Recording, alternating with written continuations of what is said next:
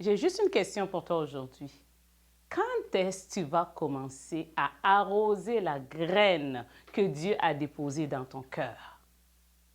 Tu vas me poser la question, mais c'est quelle graine? Tu as une graine, il y a une graine dans ton cœur que Dieu a déposée et on appelle cela une vision. Une vision reste une vision tant que cela n'a pas été arrosé, tant que cela n'a pas germé, tant que cela n'a pas grandi, ça restera une vision et ça restera enfoui dans ton cœur. Mais toi, tu en as reçu. Tu as reçu une graine et cette graine doit faire venir un grand arbre qui va donner du fruit pour ton entourage, du fruit pour tes amis, du fruit pour ta famille. Ça, c'est la vision que Dieu a déposée dans ton cœur. Et j'aimerais qu'on regarde dans Matthieu 25, le verset 14. Jésus a parlé ici de talents.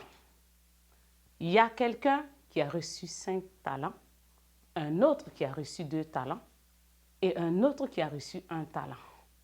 Et celui qui a reçu 1 talent a pris juste le peu qu'il a et puis l'a enfoui. Il ne savait pas que c'était la graine qui allait faire pousser le grand arbre pour les autres. Toi, est-ce que tu penses de même? Est-ce que tu penses de même? Dieu t'a donné une vision. Ne pense pas que tu dois faire comme les autres. Ne pense pas que ce que tu dois faire, ça doit être comme les autres qui sont déjà en train de faire des choses grandioses. Parce que les choses grandioses commencent toujours par une graine. Tu as cette semence en toi. Tu dois te lever, tu dois arroser, tu dois faire grandir, tu dois travailler. Tu ne dois pas rester dans la paresse parce que tu dois impacter le monde au travers de cette petite graine. Peut-être que c'est pour prier pour des malades. Et tu te dis, ah bon, ça c'est pour telle catégorie de personnes. Ou peut-être que Dieu a mis dans ton cœur une mission qui va être internationale, qui va impacter le monde.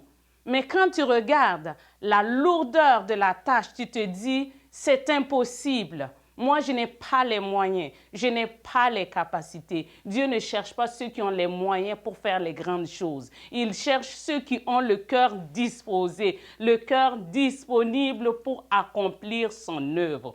C'est pour cela que je veux juste t'encourager pour te dire, lève-toi et agis. Lève-toi et agis. Agis encore, agis encore. Tu dois impacter notre génération. Notre génération n'attend que toi. Toi qui dois te lever, toi qui dois agir. Les malades n'attendent que toi. Que toi, tu fasses des recherches pour trouver les médicaments qui manquent. Les sans-abri n'attendent que toi. Et toi, tu as reçu cette vision. Tu dois construire des abris pour ces personnes. Mais tu te dis, je n'ai pas les moyens. Lève-toi et commence avec ce que tu as. Et tu vas voir que Dieu va pourvoir. Parce que quand Dieu donne une vision, il donne aussi la provision. Tu as la graine.